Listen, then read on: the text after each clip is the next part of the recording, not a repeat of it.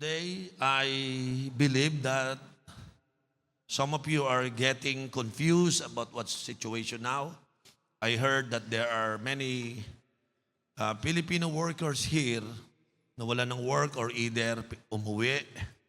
Hindi nila gusto but they have to. You know? Alam nyo, I want you to fully understand how to handle your crisis. How you handle what we call unexpected situation. Okay?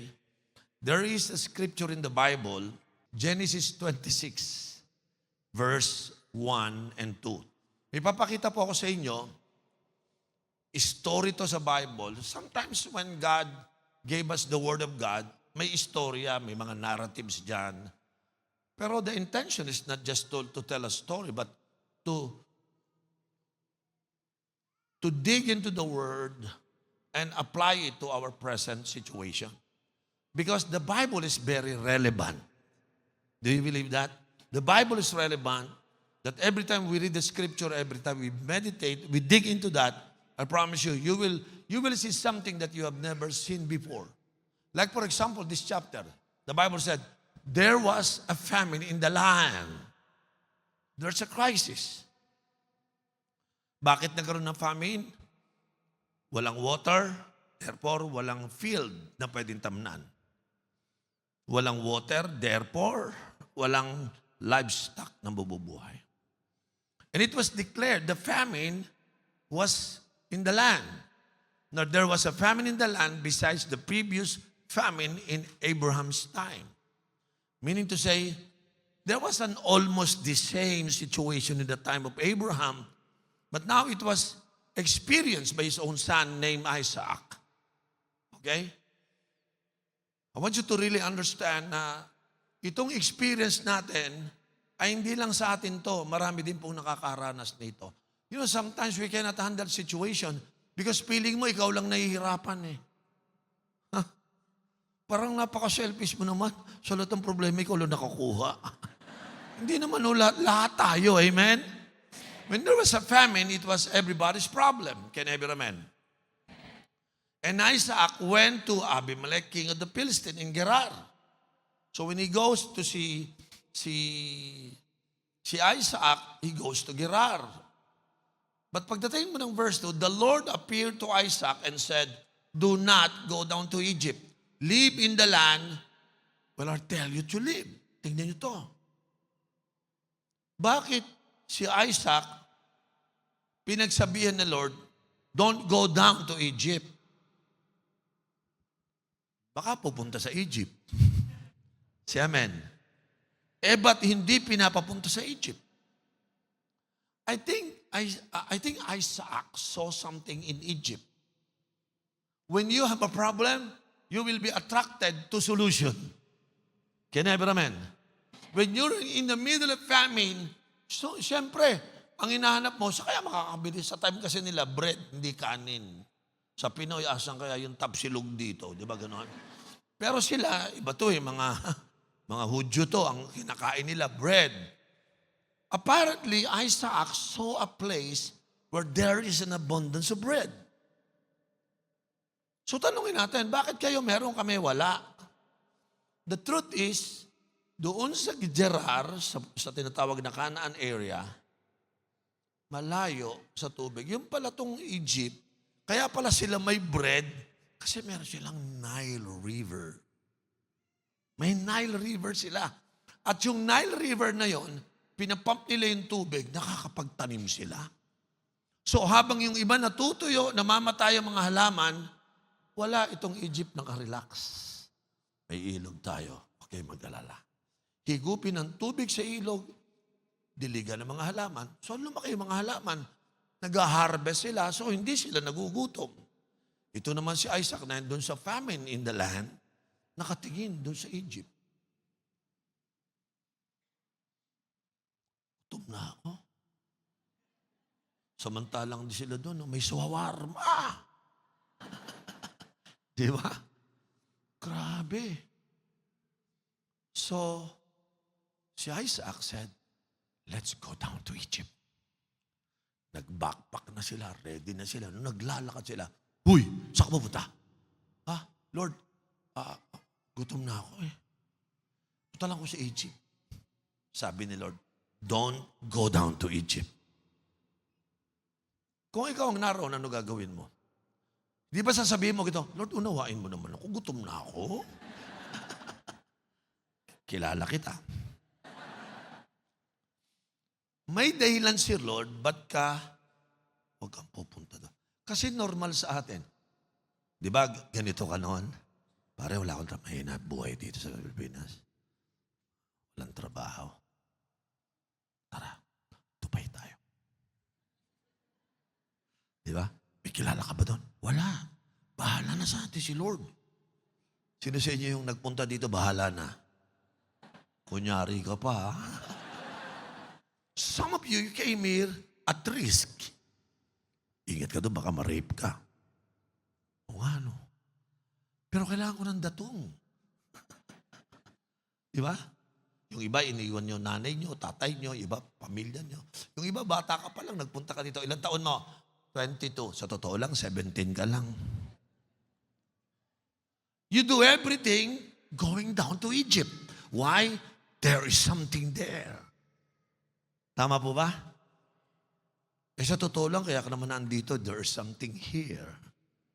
Tama? So umasa ka na, unti-unti ka nang umaasa sa Dubai.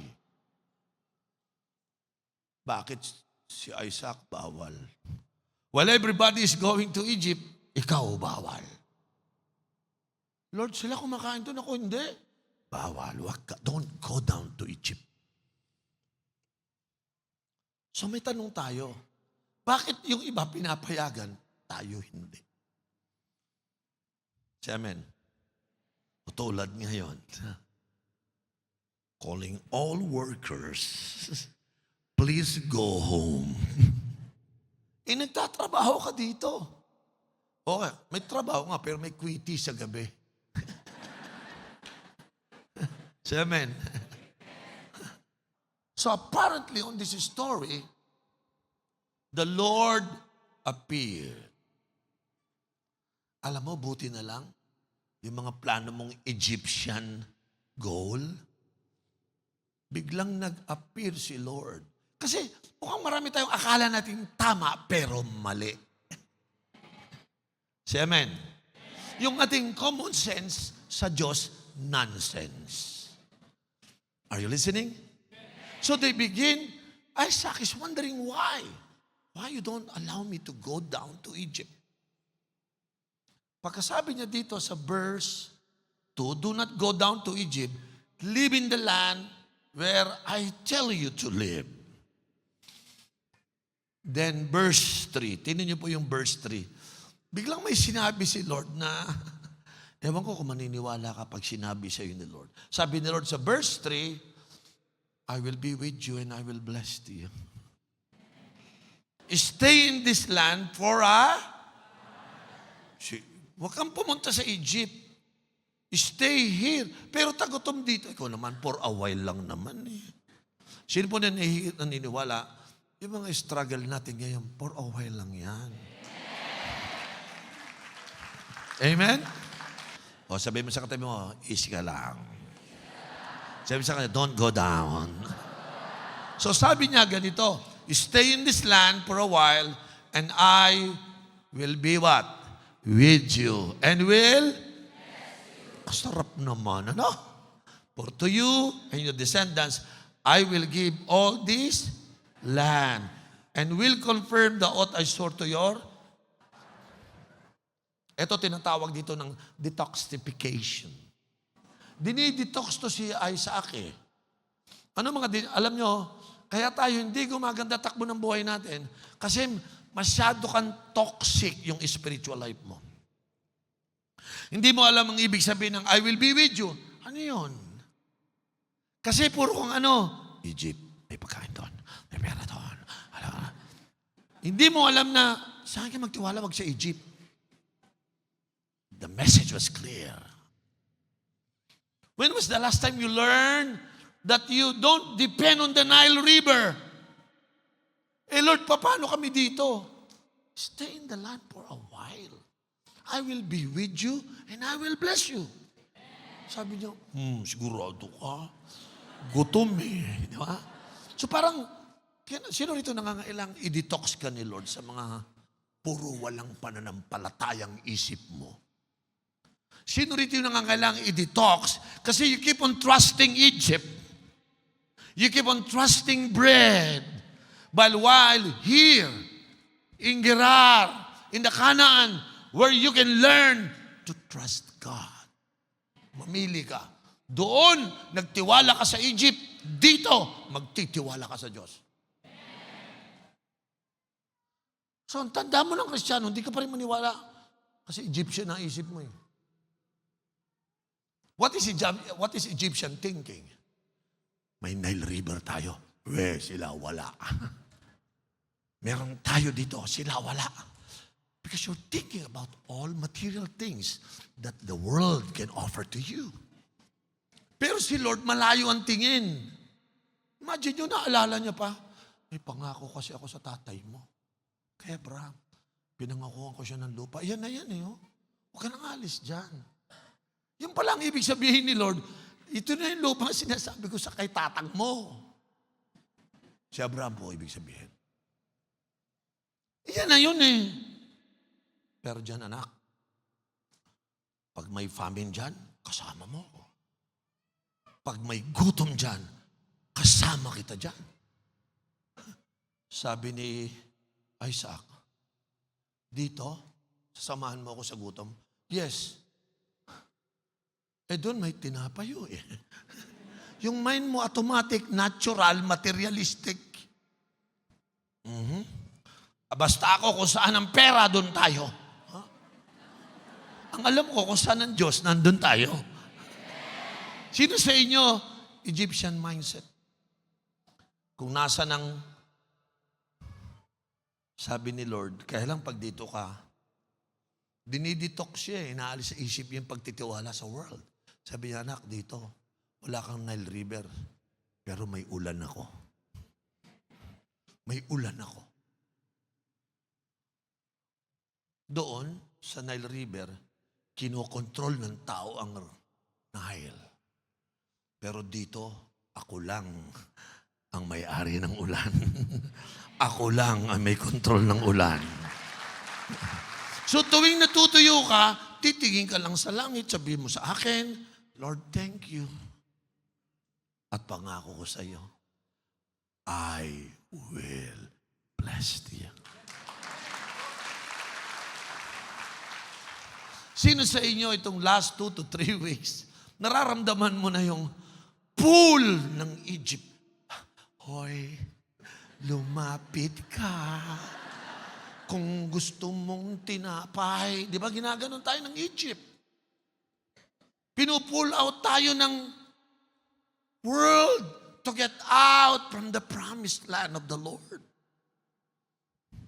Kaya ngayon, ano iniisip mo? Canada kaya ako? New Zealand kaya ako? Australia kaya ako? Don't go down to Australia. Don't go down to New Zealand unless the Lord tell you to go. Ha? Yung pala, taga dito ko talaga, dito ka ibibless ni Lord. Kaya lang, ang katawan mo na andito, pero ang mata mo nakaganon. No? Daming tinapay doon. Because you would rather trust bread from Egypt than trust your God in heaven. Grabe yung detoxify ginagawa ni Lord kay Isaac. Kasi yung tatay niya, tinuruan niyang manampalataya eh. Aba, itong si Isaac, hindi learn. Hindi siya marunong. So, siniman na ni Lord, okay? Lesson number 1, how to trust me in the middle of famine. Because katulad ng tatay mo, sabi niya, di ba? Nung tatay mo, may famine din eh. Pero, nanampalataya sa akin. Sino sa inyo ongoing ang training sa inyo ng trusting God? Nararamdaman mo ba yung ongoing, di ba tuwing gabi nakatingin ka sa bintana? Parang may kumikislap na naman, Lord. Alisin mo na ako sa lugar na ito. Stay there. Sino sa inyo nararamdaman nyo yung salitang, do not go down? Yung iba may mga plano ka na eh. Yung plano mo naman, di naman pinapagawa sa iyo ni Lord. Say amen. Ang plano niya, pupunta ako doon. Ang plano ni Lord, dito ka lang. Oh, paano yan? Ha? Sa Espiritu, I love you, Lord. Pero pag dumilat ka, daming tinapay. Why? You don't know how to handle the famine. Because sometimes we thought, sa ganda ng buhay, thank you, Jesus. Pag nahirapan na, wala na si Jesus. Why? Because you don't train yourself while in the middle of that crisis situation.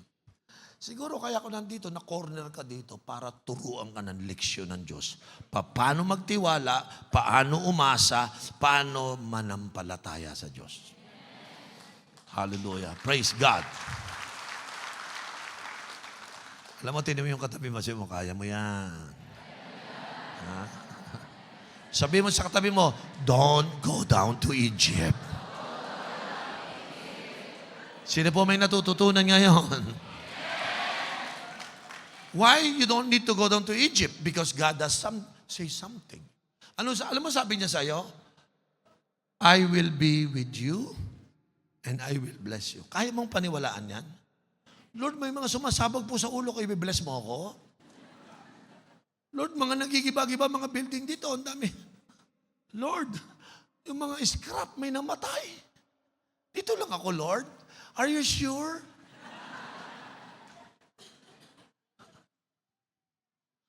Yung pala, dinidetox yung ating mga unbelief. Na? Dinidetox pala tayo doon sa mga worries. Na? No? Dinidetox pala tayo doon sa mga wandering spirit. Ha? Dinidetox pala tayo na masyado kang attached sa mga material things instead of being attached to God. Yung iba sa atin, madidetach kay Lord, makapunta lang sa Egypt. And God don't want you to learn that. Amen. Sino sa inyo nare-realize nyo? Lord, ano man ang mangyari, I will never detach from you. I will hold on your word that you will be with me. And I don't know how, nawawala na yung mga tao dito, nagawian ng mga British, nawalian ng mga Americans. Lord, pango na lang ang natira.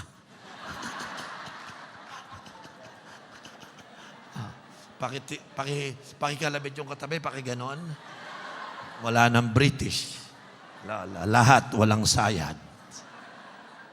Can I ever amen? Hallelujah. Sabi ng Bible, I will be with you. Lord, my famine. I will be with you in the famine. Lord, walang makain. I will be with you kung wala kang makain. Lord, paano ko magtatanim para may makain? I will bless you. Kasi ang hirap magkatiwala sa Diyos, yung ilalagay ka na wala kang ibang pupuntahan kundi siya lang. Lord, paano itong aking itatanim? Sabi ni Lord, sagot kita. Ako lang ang may-ari ng ulap at ulan. Sabi mo, ay oo nga pala. Sino po naniniwala pag nagtanim si Isaac, pwedeng diligan ng langit? By the way, ikaw ba may control ng ulan? Yun ang ayaw mo. Wala kang control eh. Pag nagpunta ka sa Egypt, eat all you can. Kasi ikaw may control eh. Hindi ka sanay na sabihin sa sarili mo, wala kang control, may famine, but God is in control. If He want me to give my rain, He will give it to me. Can I have an amen? Tingnan nyo pagdating sa verse 12. Verse 12, ang sabi ng 12, Isaac, di ba nag-stay na siya? May pangako. Akalain mo pagdating ng verse 12, Isaac planted crops in that land, and the same year, reap 100-fold because the Lord blessed him. Pag nagtanim doon, wala nga tubig Pero sabi ni Isaac, magtatanim tayo. Sabi ng mga tropa niya, Sir, tuyo lupa. Sabi niya, isa kape. Hindi na nga tayo pinabababa. Mamamatay tayo sa gutom pag tayo Pero sir, wala hong tubig. Alam ko. But, let's just trust God because God is with us. Alam mo yung tinuturuan ka ng ganyan, ang hirap. No? Tama? Yung, wala na akong sweldo. Wala na akong trabaho. Sigurado, dami mong prophecy sa sarili mo. Mamatay ka na sa hirap, ganito mangyayari.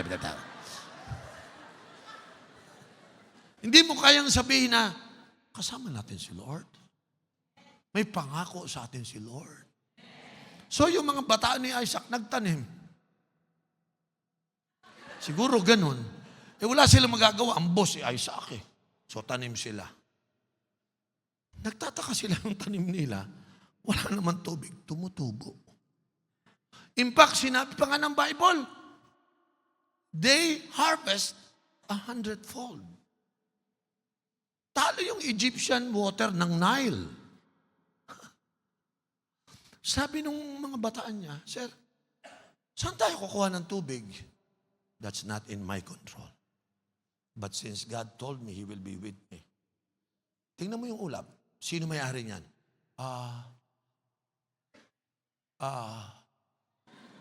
Hindi ako may-ari niyan. May-ari niyan si Lord. Kung siyang may-ari, siya may control, di magtiwala tayo sa Kanya. Napakasimple naman. Sino sa inyo, ang pinakaayaw mo, yung wala kang control? Yun ang pinakaayaw ng mga Kristiyano. You mean, wala akong control? Wala. Ano gagawin ko? Maniwala. Hirap naman yan. Samantalang pag nag-Egypt ako may control. Because the Lord is teaching you, He was trying to detoxify you from unbelief. You have to learn, you have to understand that it is God who control everything. Kaya mo nga tinawag siyang Lord Pag sinabing Lord, owner, master, ibig sabihin nun, He is the one in control. Wala tayong tubig.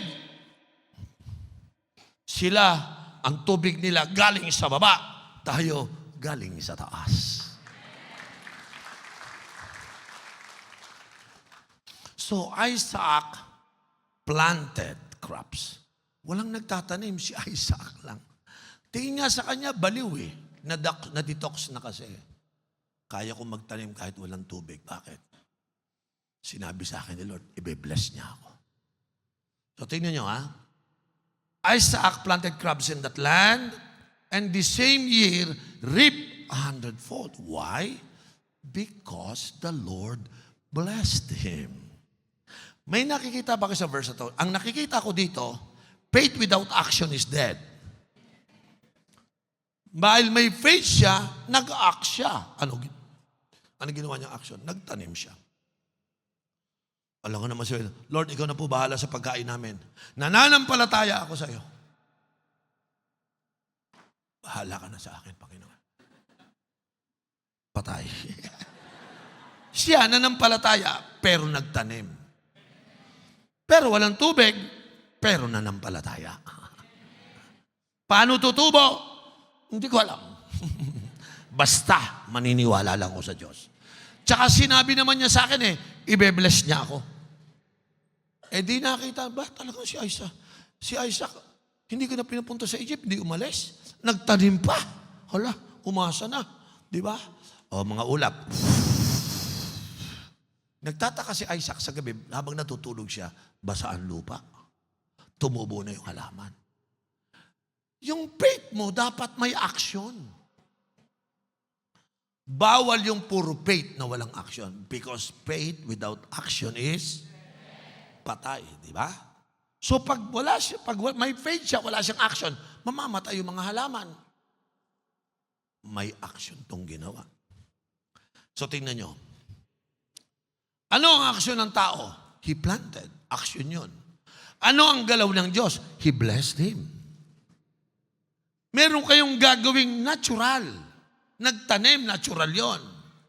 Yung binless ka, tawag naman doon super. So pag pinagsama, supernatural. Yung iba sa inyo, hindi pa nakakaranas ng supernatural. Bakit? Tumatambay ka kasi sa Egypt, lahat ng kagulangan mo. Ang gulang, doon tayo sa Egypt, alis tayo dito. Walang pera dito, doon tayo. Pagdating mo doon, mag-aasa ka sa natural. Samantalang yung mga taong naiwan, wag kang umalis. Lord, ikaw na bahala sa akin. May pangako ka naman sa akin. Ano pangako ni Lord? I will be with you and I will bless you. Sino sa inyo niniwala? God is in control in Dubai.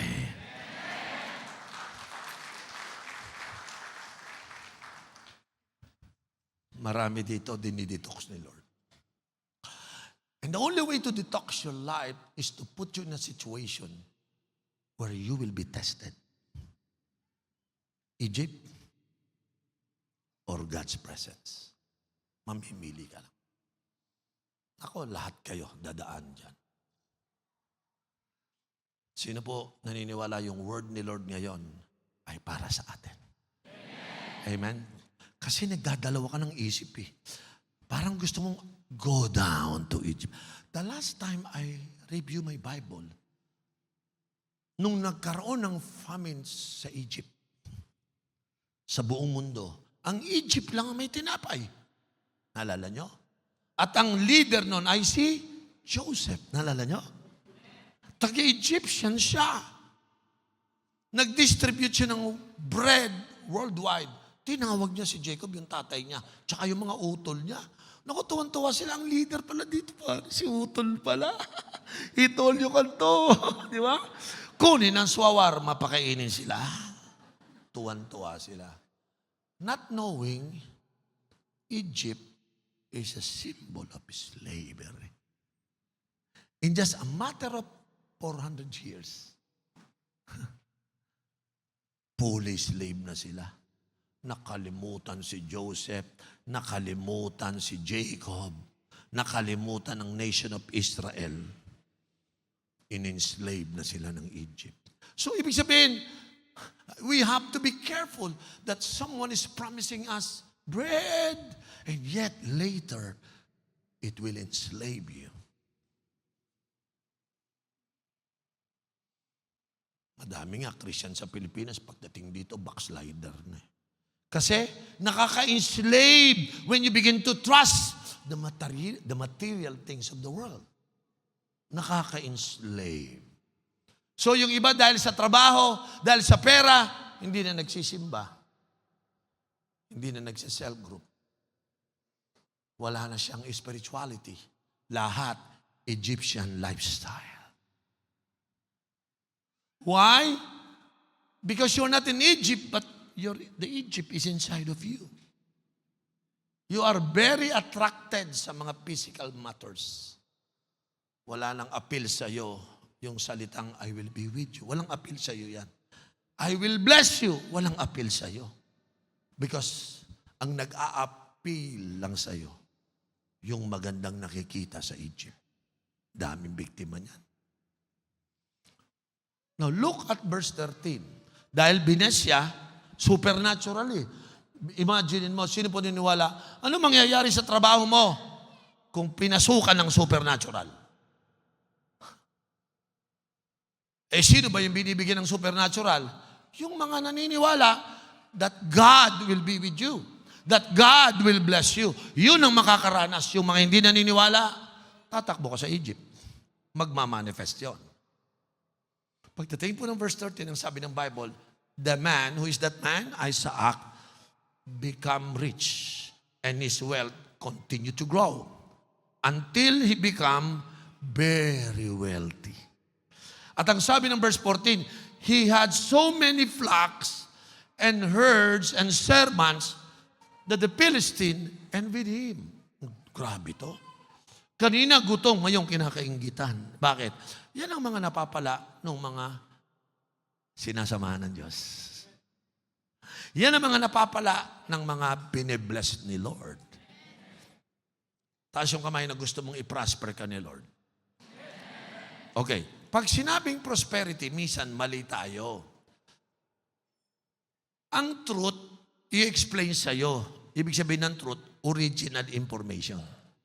So, yung principle po ng prosperity in the Bible means hindi pera.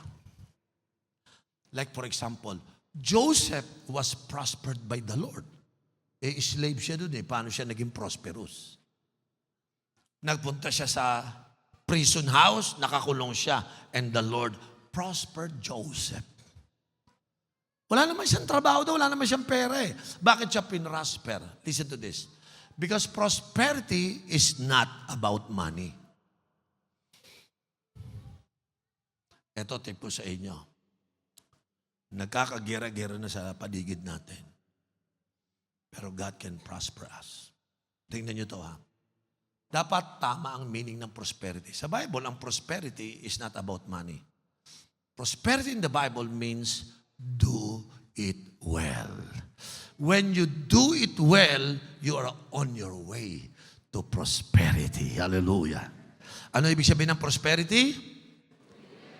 Ulitin natin, ano ibig sabihin ng prosperity? Do it well. Pag mahirap ka, pag nasa famine ka, pag nasa crisis ka, you must be prosperous. Ano yung prosperity? Ikaw na lang natira dito sa trabaho, hindi mo pa pinagbuti. No.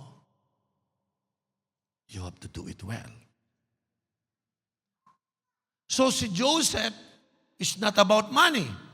Pag napunta siya sa slave, trabaho siya.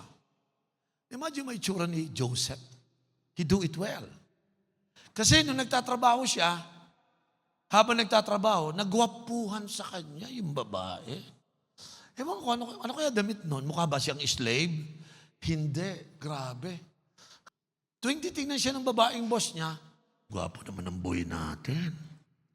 Kasi, he do it well. Pag nagtrabaho, nagtaka siya. Bakit yung bahay natin? Bahay ito ni Potiphar Naging Shangri-La. Bakit? He do it well. Yung mga gumagawa ng do it well, yun ang mga pinopromote. Yun ang mga nabe-bless. Amen. Sa Pilipino kasi, iba yung kultura. Halimbawa, nagtrabaho siya, minimum wage. Ay, kahit pa paano may trabaho ko, minimum wage. Nakita niya ang sweldo niya, kinuha niya. Bitin, sisipagan ko. Kaya lang, nasa sistema ka nga ng mundo Sino sa inyo naranasan, sinipagan mo, pareho pa rin ang sweldo? Amen. Next week, pagkakuha mo ng sweldo, sisipagan ko pa, doble. Magkano sweldo mo? Ganun pa rin. Meron ba dito nagtatrabaho na kahit anong sipag mo, pare-pare sweldo mo. So one day, tinamad ka. Nung tinamad ka, kinuha mo sweldo mo, pareho pa rin. Napansin niyo? Ha? Nahalata mo, kahit pala tamad, may sweldo pa rin Todo kaya ang tamad. Hindi, wag mahalata. Dagdagan ko lang yung katamaran ko. Dinagdagan para wag mahalata ng sumweldo, tamad siya, dinagdagan pa, mas tamad, pero ang sweldo, nagtaka siya. Pareho pa rin.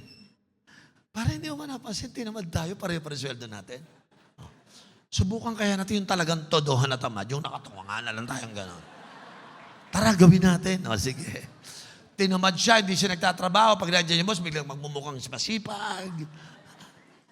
Pagkuha niya ng sweldo, yung tamad na tamad, pareho pa din ang sweldo. Sabi niya, alam mo, may idea na ako. So, papapilian kita. Tamad o masipag? Pag masipag, pareho lang ang sweldo. Pag tamad, pareho din ang sweldo. Sabi ng Pinoy, tamad na lang. Kaya maraming tamad.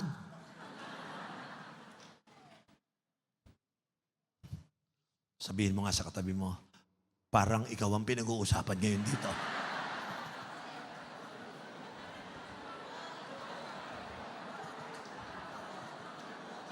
Eh, yung sweldo, pare-pareho. Nakakatamad, di ba?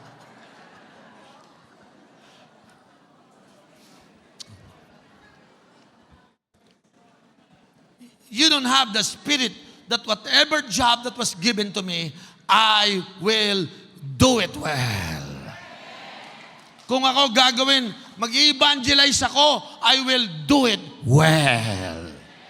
Kung ako ay maglilid ng cell group, I will. Pag ako primary 12, I will. May pag-asa ka na. Itong prosperity, hindi ito para sa lahat. Para lang ito sa mga taong willing to do it well. So tingnan nyo ang ginawa dito ni Isaac. Una, lagay mo yung 3 stages ulit ng prosperity. Tingnan nyo. Una, he began to do it well. Ibig sabihin, may nagtanong sa akin, Pastor, paano magmalaki ng church? Sabi ko, pare, baka mahirapan ka. Only big people can create big church. If you're not a big person, you cannot build it. So ang una mong palakihin, yung sarili mo. Gusto mo lumago sell mo? Gusto mo lumago ang income mo? Bakit? Lumago ka ba? Ang una kasi lalago tayo. So si Isaac, nakita mo paglago niya? Hindi na siya pumupunta sa Egypt, naniniwala na siya. He began to develop himself. I think if you want to prosper in life, you have to begin to start working on yourself. The greatest investment of life is yourself. Imbasan mo sarili mo. Yung iba kasi, sa totoo lang, hindi kakayanin talaga. Kasi gusto niya puro Egyptian lifestyle eh. Ite-train mo pa ang sarili mong maniwala sa Diyos, manampalataya sa Diyos. So, he began initiating growth and progress whether in your family, your health, and your work. Mag-develop ka ng sarili mo sa financial life mo, sa personal life mo, sa ministry mo. Kasi hanggat di mo tinataas yung level ng value mo, may hirapan ka. Suggestion ko lang, magbago ka ng mindset. Yung mindset mo kasi mali eh. Minsan nalulungkot ako sa maraming Christian. Mali-mali ang isip. Alam ko, for example, ano tawag nito? Ano tawag dyan? Hindi mo nakikita? Ano tawag dyan? Sisiling, kisame? Ano tawag dyan? Di ba kisame yan? Amen? Di ba siling yan? Tama? Mali. Ang tawag dyan, 3rd floor.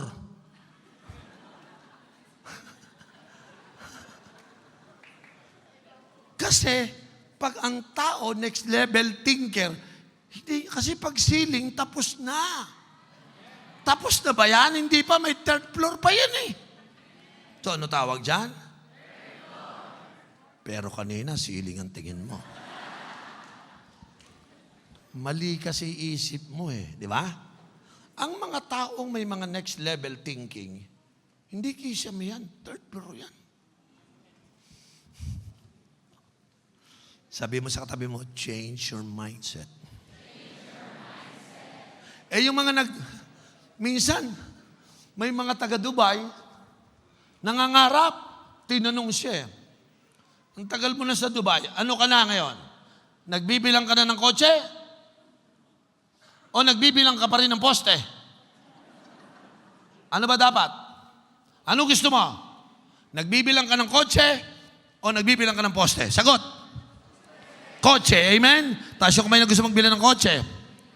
Alam mo bakit ka nagbibilang ng kotse? Nakatayo ka lang sa poste.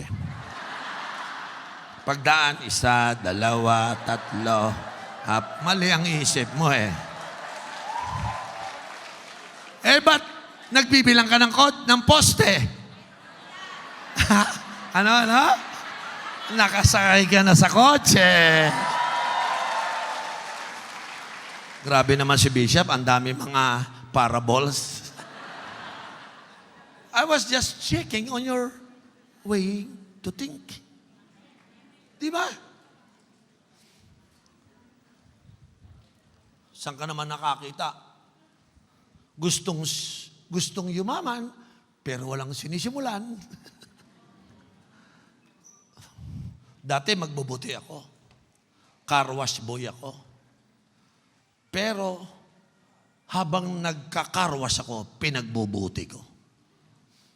Bandang huli, yung mga bata doon, kumagugas. Parang naging manager ako. Pag nagbayad sa akin ng 2 piso nung araw, yung karwas, 2 piso, bibigyan ko ng tag 50 yung dalawa. Sa akin yung piso. Sabi ko, ayos to ah. Wala akong trabaho, pero sila nagtatrabaho, pero may sweldo sila sa akin. O di employer na ako. Lahat nag-a-apply sa akin. Kuya Aurel, ako naman maghuhugas. Sige, diyan ka na, upo ko lang dyan. Sir, paugas ng kotse mo, madumi na yan ha? Okay yung dalawa, punta na kayo doon. Uupo lang ako mamayang konti, may piso na ako. You have to learn how to develop yourself. You have to begin now. Alam mo, gusto ko magnegosyo. Kailan magsimula? Mga 19 forgotten pa. Kung gusto mo magnegosyo, para, alam mo, sa totoo lang, yung iba sa inyo, sumusweldo ng 5,000, pero kailangan mo na 20,000 eh. So, ano gagawin mo? Manampalataya lang tayo kay Lord. Ano sinimulan mo? Wala. The first thing that you need to do if you want to uplift your life financially, develop yourself. Begin to develop yourself. Your work, your job, galingan mo. I-prosper mo. Do it well. May isa akong istorya. Bago pa lang akong pastor, gusto kong umasenso. Alam ko, hindi ako asenso kung wala akong personal development. Napadaan ako sa National Bookstore. Grabe, ang ganda ng bookstore. Ang daming leadership book. Kaya lang pagtingin ko, tagti 300. Wala akong pambili. Nangihinayang ako. Paano ko makukuha itong mga books na to? Wala akong pera. Isip. May tinatawag kasing discardability. Alam niyo yan? Discardability. What is discardability? Discardability is ability to discard. Maraming lalaki, walang yan eh. Oh, may problema tayo, paano yung pera? Ano magagawa ko? Di ba? Wala pa rin tayong bahay, ano magagawa ko? Wala bang diskarte? Hindi ka naman makakadiskarte kung hindi ka naman develop.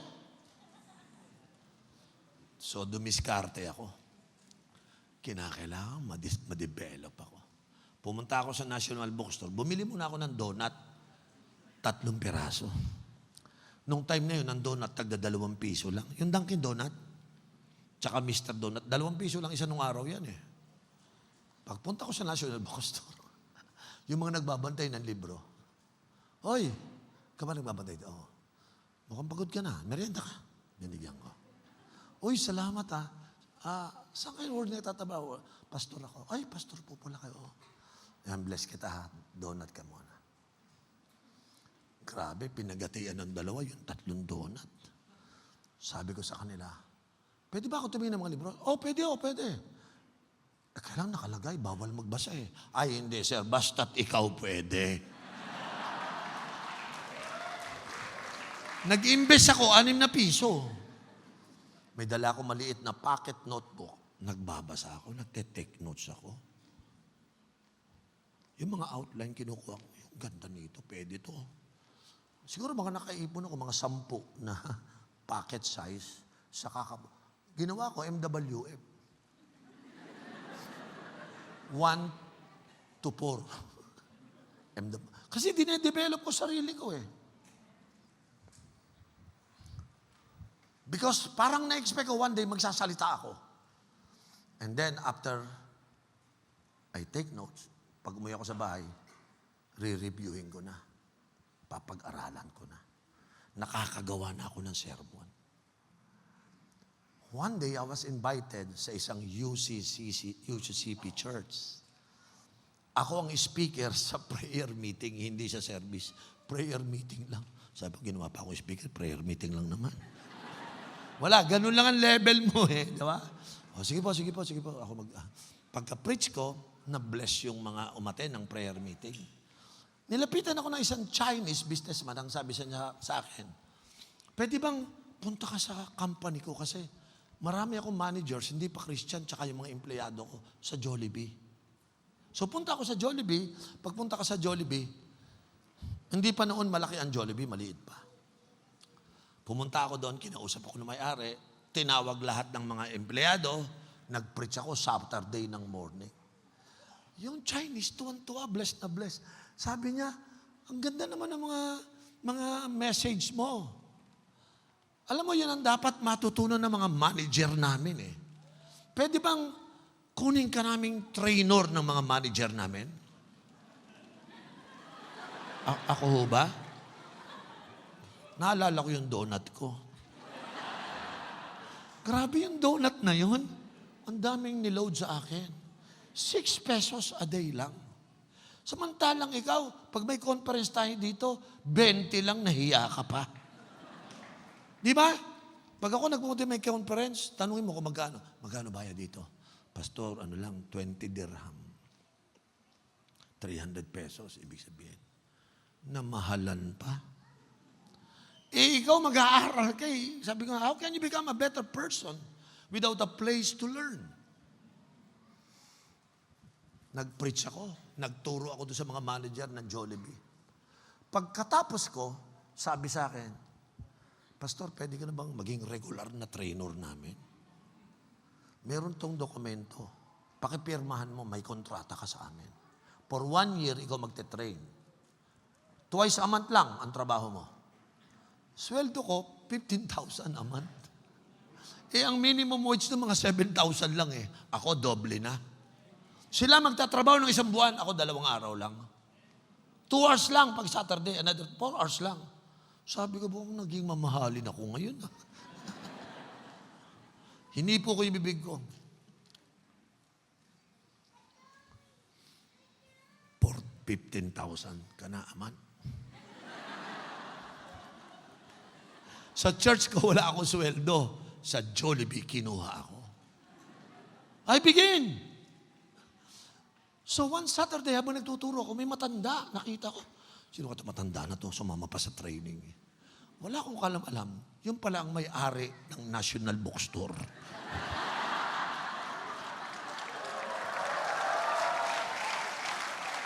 At ang sabi ng National Bookstore, Pastor Oriel, pwede bang bisitahin mo din kami sa aming company? Pumunta ako, nag-preach ako doon, nagturo ako. Sabi niya sa akin, pwede bang mag-train ka din monthly sa amin? Tuwing Friday lang. Uy, Saturday, Friday. Pwede. Pagpunta ko sa National Bookstore, may-ari, wala siyang alam-alam. Yung ituturo ko galing sa kanila. Wala siyang alam-alam eh. Nung mag-train ako ng mga manager, pagkatapos, Pastor Oriel, pwede ba kunin ka namin? Nakaka-encourage kasi yung mga learnings na natututunan namin eh. National Bookstore. Kunan lang ko sa message nyo kung kinuha yan. Magbasa lang kayo, kuha nyo na rin yan. Pero siyempre, hindi mo sasabihin. Intellectual property rights ko na yun eh. To cut the story short, pagkatapos, pinapipirma din ako ng kontrata. Bishop, Pastor Oriel, kung ikaw magtatrabaho sa akin, trainer lang ha, 2 hours a week lang every Friday. Ito yung sweldo mo. Pagtingin ko, 25,000. Mas malaki. Grabe, 40,000 na ako, Lord. A month. Magsasalita lang ako. So hindi ko ginamit ang kamay, hindi ko ginamit ang paa, bibig, pare. I begin. Yun ang una kong ginawa. And then, I continue. May pera na ako, bumili na ako ng libro. Hindi na ako donut, libro na talaga. Tapos yung mga training sa Hong Kong, sa Singapore, punta na ako. May pera na ako eh. You know why today, 36 country na napuntahan ko sa kakaturo. 36 country. Galing ako sa Madrid, sa Spain. Dumaan lang ako dito sa inyo. Sabi ko, daan tayo sa Dubai, para yung mga Christian doon, mapalakas natin. Baka pumunta lahat sa Egypt yun.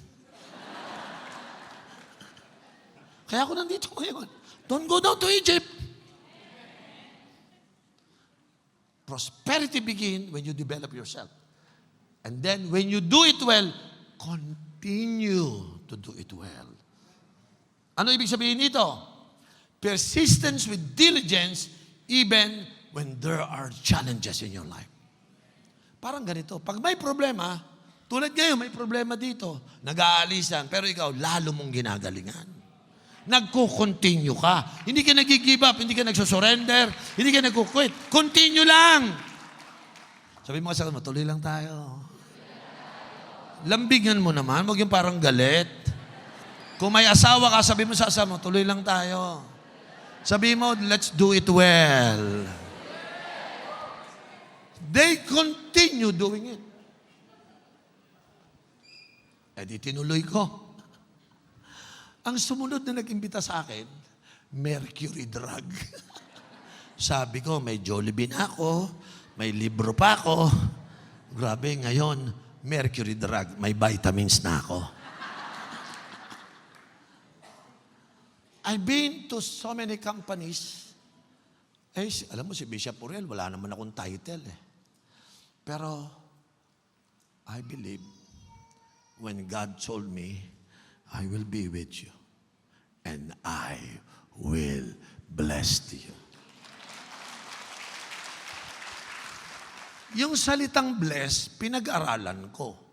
Yung pala yung salitang blessed, kasi naman yung maraming Kristiyano, pag sinabing bless, sana may bago tayong rep. Sana may bago tayong washing machine. Sana makabili tayo ng Gucci. Sa atin, ang blessing kasi, material things. Pero sa verse na yan, pag sinabi niyang, I will bless you, ito ibig sabihin niya. Isaac, come here. There's something inside of you that you're not using. But today, I will activate it. I will bless you. I will activate something that I have downloaded to you.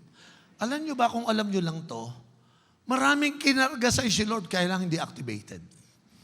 Why? Because you're not willing to begin. You're not willing to continue.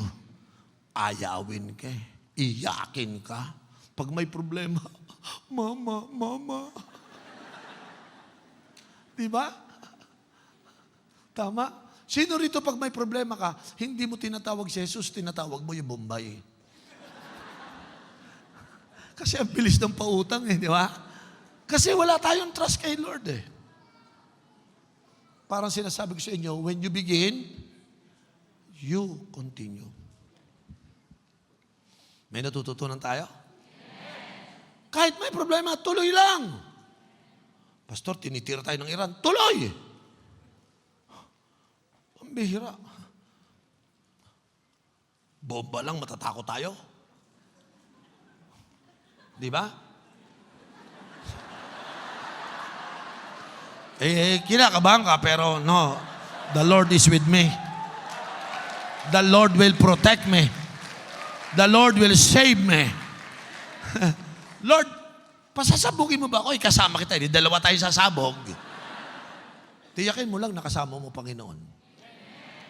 And then the Bible said, the Lord bless you. I-activate niya yung something inside of you. Ha? Bakit ganun? Pag may mga lugar na nahihirapan, may bumubulwak na mga negosyo. Pero hindi ka kasama doon. Kasi hindi ka nga ganun eh. Kasi hindi tayo nag-iisip eh. Kaya nga sabi ni Lord, I will bless you, I will activate. So inactivate si Isaac. Paano siya inactivate? Nagtanim ng walang tubig. Ibang klase, no? Kaya mo magtanim ng walang tubig? Hindi mo kaya yon kasi yung utak mo hindi activated, ang faith. Pero si Isaac, kaya niya magtanim kahit walang tubig. Bakit? Activated inside. Sabi niya, itong halaman ko, Lord, i-connect mo sa langit. Wala dito, pero sa langit nakakonekta yung ugat. Pagtingin niya ba, mas marami ang bunga. Iba talaga pag nakakonekta sa langit. Ilan sa inyo, nang dahil sa problemang ito, magiging negosyante? Ilan sa inyo, sa hirap ng buhay ngayon, lalo kang yumaman? Why? Activated, baby. Sino sa inyo gusto nyo i-activate kayo ni Lord? I will be with you, then I will activate your life. Alam nyo ba ibig sabihin ng activated? Ang i-activate sa'yo, number 1, yung nakadesign sa'yo. Ano yung nakadesign sa'yo? You will be fruitful. You will multiply. You will conquer. You will lead. Genesis 1:28 po yun. Lahat kayo, kaya nyong maging fruitful kasi you are designed to be fruitful. Pero hindi mo nakuha. Bakit? Kasi hindi ka connected kay Lord eh. So therefore, hindi ka connected. Hindi mo alam that you are designed to be fruitful. Pag hindi mo nahuli yan, aasa ka talaga sa Egypt. Pero sabi ni Lord, huwag kang pumunta doon. Bakit? Gamitin mo yung design ko sa'yo. Ha? Magiging fruitful ka. Ano yung fruitfulness niya? 10 times. Minultiply niya. Wow! Walang tubig. Kinongker niya. Amen? Hirap ang mga tao, imposible, nag-lead siya. Ganyan ang banat, kapatid. You begin and then you continue without quitting. You know, sino naniniwala sa hirap ng buhay ngayon, magiging negosyante ka? Salamat, may naniniwalang 20%. Yung iba, ha? Ako? Ako? Magiging businessman ako? Hindi makapaniwala. Sino rito yung naniniwala ka, the Lord will prosper you? 40% may yayaman dito. 40%. Yung 60 ayaw. Lord, pagpalain mo yung 40% na tumaas ng kamay. Yung mga hindi tumaas, Lord. Sige, bigyan natin Lord ng pag-asa. Second chance. Sino rito naniniwala sa hirap ng buhay ngayon, God will be with you, God will bless you, and you will begin. Woo! Hallelujah. 85% pare. May 15% talaga na bahala na siya sa buhay niya. You begin, you continue, don't stop when there's problem until you become very wealthy. So ang life pala ng prosperity process. You do it well, begin to do it well. Then you continue to do it well until you become very. Because si Isaac, he keep on doing it until he become very wealthy. Tingnan ng katabi. Sabi mo, sister. Sabi mo, one day, mangungutang ka sa akin. Hallelujah. Lord, allow us to work until we become. May magigbi-business dito. Huwag kayong titigil pag may problema. Tuloy-tuloy lang until we become very. Woo! Hallelujah. Kung kayo ay sa leader, begin to develop yourself. Galingan mo. Complete mo yung 12, i-multiply mo yung mga leaders mo. And then, continue. Huwag kang susuko. Pero pastor, paano lalago? May gera. Mas masarap lumago during gera. Grabe. Sabi sa akin, Bishop, okay ka ba dyan sa Dubai? Oo, nagsha-shopping ako sa Dubai Mall. Sa totoo lang, sa isip lang yung mga delikado-delikado eh. Yung mga delikado-delikado, hindi makakapagpalago. You have to change your mindset. Ano tawag dyan? Alam na. Nadali mo, nakuha mo na. Lahat ng cell group leader, you must do it well. Lahat ng primary 12, you must do it well. When you begin something, do it well. And when you begin as you do it, continue, but still you do it well. Huwag kang titigil until you become. Tingnan ng katabi. Sabi mo sa kanya, Donya.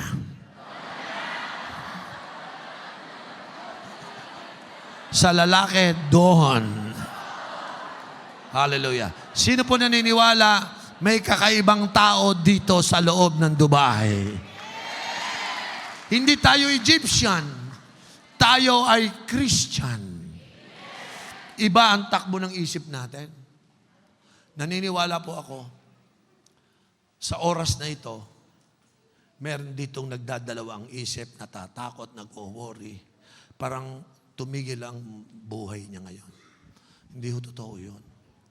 Yung famine po sa Bible is just a short period of time. Hindi naman ho permanent yan eh.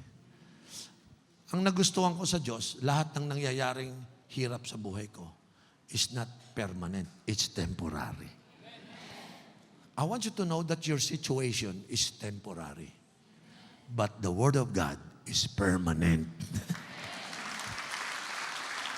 Hallelujah. Every promise of God that I will be with you, every promise of God that I will bless you, is already permanent. Permanente na yon. Hindi na magbabago isip ni Lord.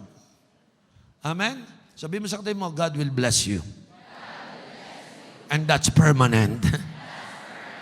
God will be with you. And that is permanent. Kahit sumama yung loob mo, nasaktan ka, but the promise is still there. Permanent. Amen? But your situation is temporary. O yung mga walang datong dyan, mga walang pera. Yung nagsimba lang dito, nagpalibre pa na pamasahe. Sabihin mo nga sa kanya, huwag kang mag-alala, temporary lang yan. Sino po naniniwala sa mga pangit ang kalagayan ngayon? Temporary lang yan. Bakit? Pag nawalan ka ng trabaho sa Dubai, permanent? Temporary lang yun. Ba't ka matatakot? Pastor, tinanggal na ako sa trabaho. That's okay. Baka mas maganda ang inihanda sa'yo. Di ba? Hindi ako maasa sa Egypt. Hindi ako maasa sa tubig ng Nile. Sa ulan, sapagkat siya lahat ang may kontrol. Pwede mong gawin ganito, Lord, kung wala akong trabaho, nag-enjoy ka, ikaw bahala. Nakita mo ako walang pera, maluwalhati ka. Sasabihin ba ni Lord, wala kang pera, maluluwalhati pa ako doon? God will divinely give you favor. Alam niyo ba, dumang sa nawala ng trabaho dito, nakahanda na ang favor sa iyo ni Lord. Ha? Yung mga taong naguguluhan ngayon, the grace is upon you. God will give you peace. Amen? So, pwede ba ako matulog ng payapa na wala akong trabaho? Pwede. Say amen? O sige, mag-worry ka, wala akong pera, wala akong trabaho, tulog ka. Di ako makatulog. O, di lugi ka. Di ba?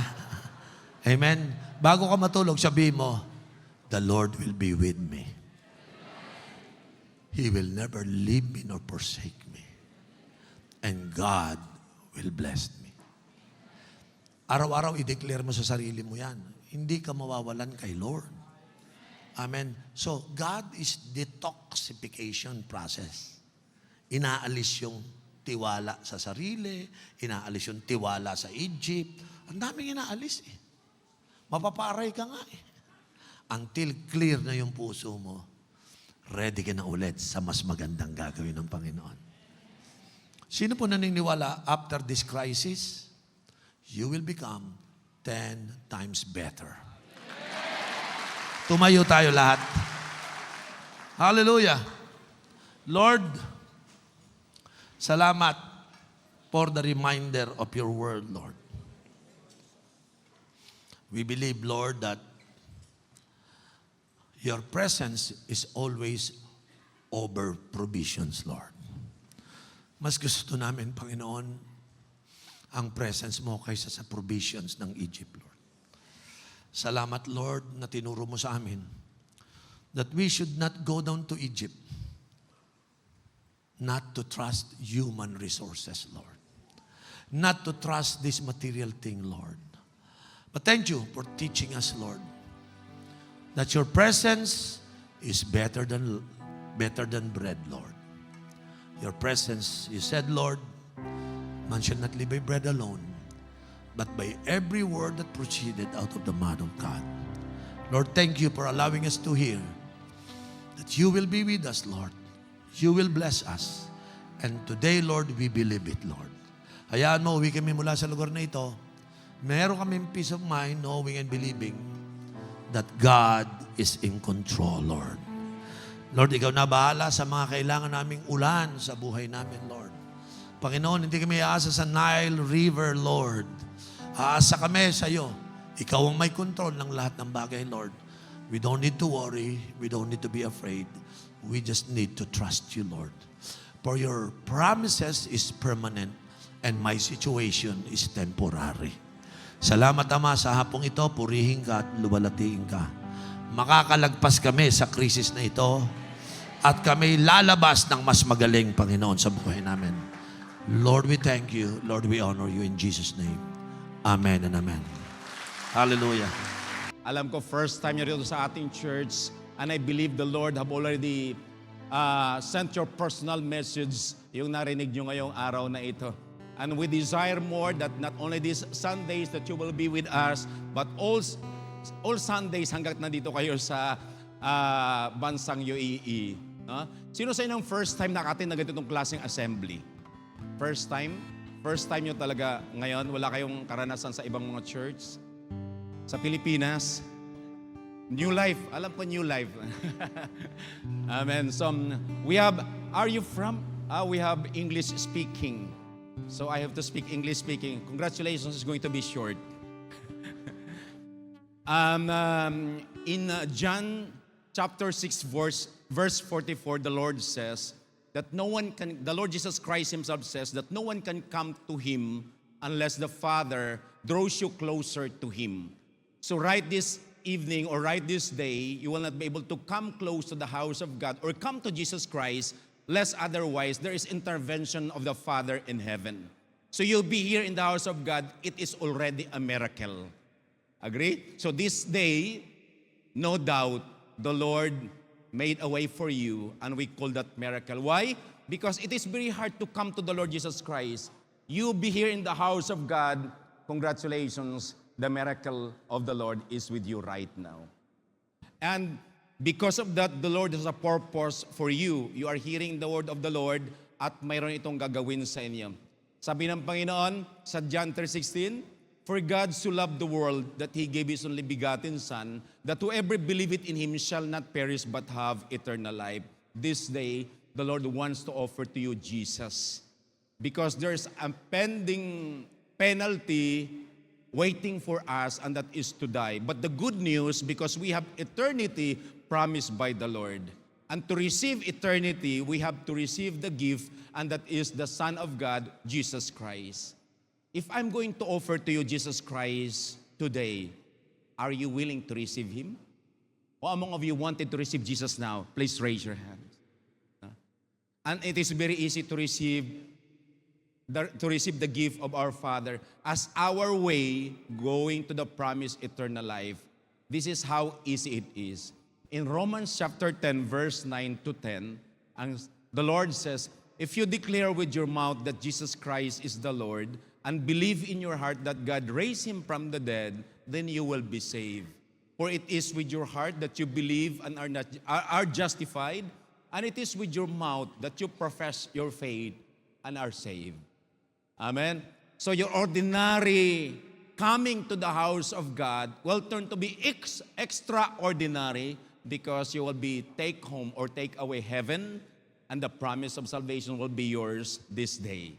By simply opening your mouth and declaring that the Lord is the Lord, the Lord Jesus Christ is your Lord, and God raised Him from the dead, then you will be saved. Ganon lamang kadali, ano? Mas mahirap pa sa paghahanap ng trabaho, pero sa paghahanap ng Diyos, madali. Maliban sa tutulungan pa tayo ng ating God the Father to find His Son Jesus Christ, pinadali niya pa ang pagtanggap sa langit. Just open your mouth with all your heart, and the Lord is so true to His promise. You will go home with heaven with you. The peace of the Lord be with you. Amen. So are you all willing right now to open your mouth as I'm going to lead you into prayer of acceptance? No religion, nothing. Only the relationship to the Lord Jesus Christ I'm offering to each one of you. Now, if you are willing, I can lead you into prayer of acceptance. At wala kayo ditong tinatawag na pupuntahang iba pang religion because there's no religion here. We are just offering Jesus Christ to you that you can start your very beautiful relationship with the Son of God. We called it eternal life. So can you please open your mouth and follow me as I pray? No? And if you're going to pray this one with all your heart, soul, and body, as I have said, you will go home with heaven today. Amen. Father in heaven, thank you for this day that you have made me hear your word and known, please open your mouth, and known that your Son Jesus Christ died because of my sins. And after 3 days, He was raised. Thank you, Father, for this very wonderful opportunity you have given me. And I realize that I am a sinner. And I want to come to you with full repentance in my heart and accept that I have done wrong and sins against your holiness and righteousness. And this day, I want to renew my life, my relationship to you.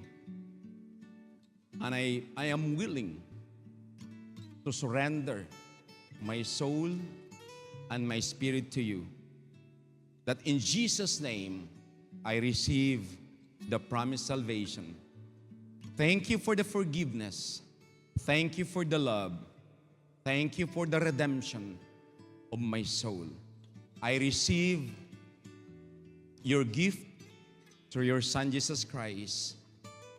And starting today, I will never be alone and secured that my eternity is already guaranteed. Thank you that my name is already written in the book of life. I will never worry. I will never fear because I know that my life belongs to Jesus Christ. Thank you for securing my eternity. And to this day, my peace will be in Jesus' name. Thank you, O Lord, for the forgiveness I am receiving today. In Jesus' name, this I pray. Amen. Receive the Holy Spirit as your guidance as you walk in faith in Jesus' name. You will be empowered by the Holy Spirit because you have opened your heart to God. Before that, I would like to pray for you. Lord, thank you so much, O Father, for this beautiful people, O Lord, in your church. You have brought him, O Lord, to your church, O Father, and I know you have a purpose sa buhay ng bawat isa. I am applying, O Lord, the blood of Jesus Christ, O God, sa kanilang pagtanggap sa inyo, that any works of the evil one against them, O Lord, shall never prosper, O Father. Kung paano mo kami, O Lord, pinagpala, O Lord, I am praying a double portion of blessings, O Lord, to overflow upon their lives in Jesus' name. Thank you, Father, that your goodness, O Lord, and love will follow them, O Lord. I am declaring, O God, your words, O Lord, in Psalm 91 sa bawat isa, that no plagues, no pestilence, O Lord, shall ever come close to them, O Father. And even, O Lord, Psalm 23, O Father, I pray that you will continuously, O Lord, walking with Jesus Christ until, Lord, they reach, O Father, the fullness, O Lord, accepting in their hearts that Jesus Christ is their shepherd, in Jesus' name. Thank you, O God, because it is your promise, O Lord, that when you allow our life, O Father, allow our lives, O Lord, to be shepherded by you, O Lord, we will lie down in green pasture in Jesus' name. Thank you so much, O Lord. I am declaring to you, O God, Numbers chapter 6, verse 24-26. You people of God, our beloved VIPs, the Lord bless you and keep you. The Lord will make His face shine upon you and be gracious to you. And the Lord will turn His face towards all of you and give you all peace. In Jesus' name, Amen. Once again, beloved VIPs, thank you so much for coming. And I'm praying that you will come next Sunday once again. Hindi na kayo pipilitin na nag-invite sa inyo. Welcome to the Wi-Fi World Harvest International. Your church, your home. Thank you very much. Hello everyone! Kung kayo po ay na-bless sa message ng Panginoon sa araw po na ito, I encourage you to like, follow, or subscribe and share the link of this preaching sa inyong pong mga mahal sa buhay, sa inyong pong mga kaibigan. God bless and see you next week.